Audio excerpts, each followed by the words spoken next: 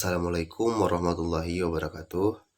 Nama saya Dikio Yudi, Prodi Hukum Ekonomi Syariah, mata kuliah Hukum Perbankan.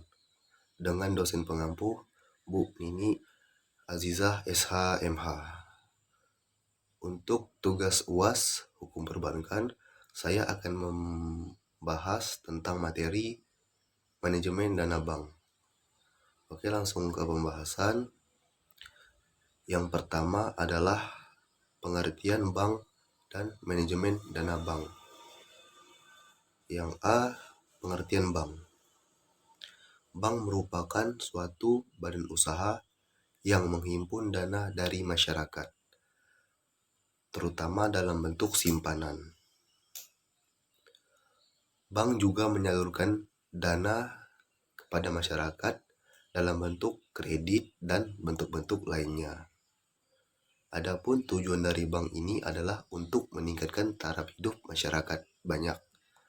Apa itu taraf hidup? Taraf hidup adalah bisa menghasilkan uang sendiri, sarana dan prasarana mencukupi, dan berkehidupan yang layak. Oke, yang B, manajemen dana bank. Manajemen dana bank adalah suatu kegiatan yang mencakup seperti perencanaan, pelaksanaan, dan pengendalian terhadap penghimpunan dana yang ada di masyarakat.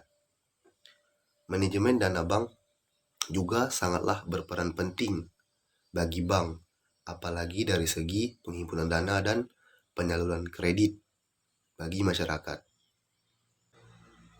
Manajemen dana bank juga melakukan tugas memilih dan mengelola sumber dana yang terdapat di masyarakat, terutama dalam bentuk simpanan dan tabungan.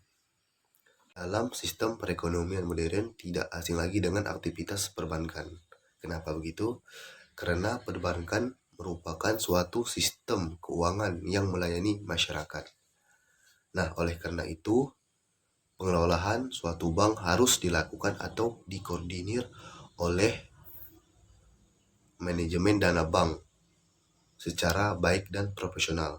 Nah, apa saja yang dilakukan atau kegiatan yang dilakukan oleh manajemen dana bank, saya merangkumnya menjadi beberapa. Yang pertama, menghimpun dana atau funding. Yang kedua, menyampaikan dana atau lending.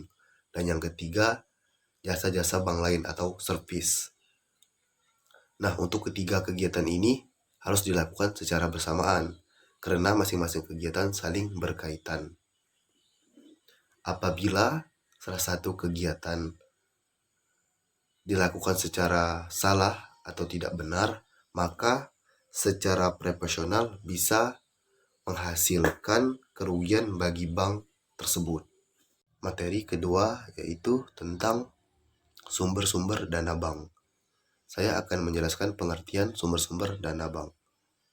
Terlebih dahulu, sumber-sumber dana bank adalah suatu usaha yang dilakukan oleh bank untuk mencari atau menghimpun dana untuk digunakan sebagai biaya operasi. Dana yang dihimpun dapat berasal dari dalam perusahaan itu sendiri, dari lembaga di luar perusahaan, dan dapat diperoleh dari masyarakat. Dan juga pengertian dana bank.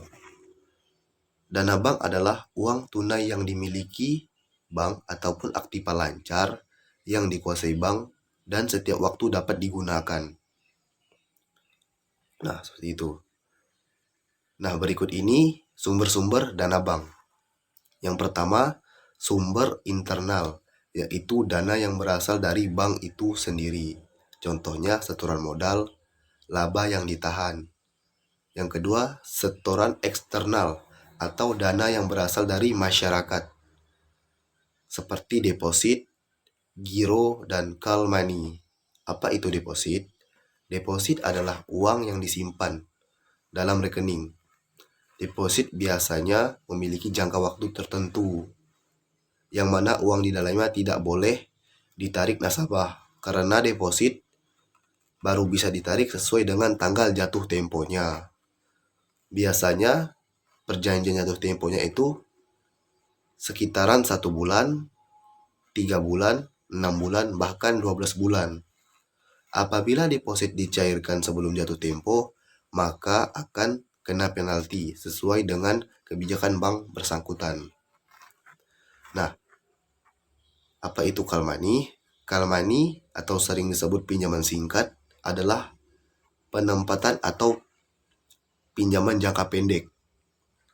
Lebih jelasnya, call money adalah instrumen bank di dalam mengatasi kekurangan atau kelebihan dana jangka pendek yang bersifat sementara. Jadi seperti itu sumber-sumber dana bank. Pembahasan ketiga tentang ruang lingkup manajemen bank. Ruang lingkup manajemen bank dibagi menjadi beberapa. Yang pertama, segala aktivitas dalam rangka penghimpunan dana untuk masyarakat. Yang kedua, berupa ajakan atau promosi yang bertujuan menghimpun dana untuk bank dan masyarakat. Dan yang ketiga, sebagai lembaga perantara yang mendasari kegiatan bank untuk menciptakan kepercayaan di masyarakat. Materi berikutnya adalah materi terakhir.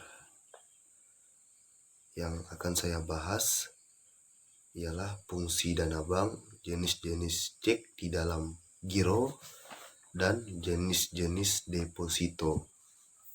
Jadi pembahasan saya terakhir ini adalah faktor-faktor yang harus atau sangat umum dipahami di manajemen dana bank. Yang pertama adalah fungsi dana bank. Fungsi dana bank dibagi menjadi beberapa. Yang pertama, sebagai sumber dana kegiatan operasinya bank. Yang kedua, untuk memenuhi kebutuhan dari surat edaran BI. Yang ketiga, sumber dana untuk investasi primer. Yang keempat, sebagai tolak ukur besar kecilnya suatu bank. Yang terakhir, untuk memperbesar daya saing bank bersangkutan. Jenis-jenis cek di dalam giro. Pengertian cek. Cek merupakan surat perintah dari nasabah kepada pihak bank yang memelihara rekening gironya. Berikut adalah beberapa jenis-jenis cek di dalam giro. Yang pertama, cek atas nama. Merupakan cek yang diterbitkan atas nama orang atau lembaga tertentu yang terlist di dalam cek. Yang kedua, cek atas unjuk. Merupakan cek yang tidak tertulis nama seseorang atau lembaga tertentu di dalamnya. Yang ketiga, cek kosong. Merupakan cek di mana dana yang tersedia di dalam rekening tidak mencukupi atau kurang dari dana yang akan diambil. Dan pembahasan terakhir adalah jenis-jenis deposit. Yang pertama, deposit berjangka. Merupakan deposit yang diterbitkan oleh bank umum. Di dalam deposit berjangka ada nama orang atau lembaga serta terdapat nilai nominal uang. Yang kedua, deposit on call. Deposit yang dikhususkan dalam jumlah besar. Pada setiap bank besar berbeda-beda tergantung ketentuan masing-masing bank bersangkutan. Minimal biasanya untuk dana nominalnya bisa 50 juta atau bahkan 70 juta. Mungkin sekian penjelasan dari saya tentang manajemen dana bank.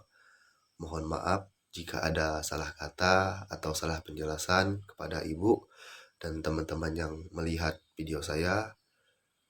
Sekian dan terima kasih dari saya. Wassalamualaikum warahmatullahi wabarakatuh.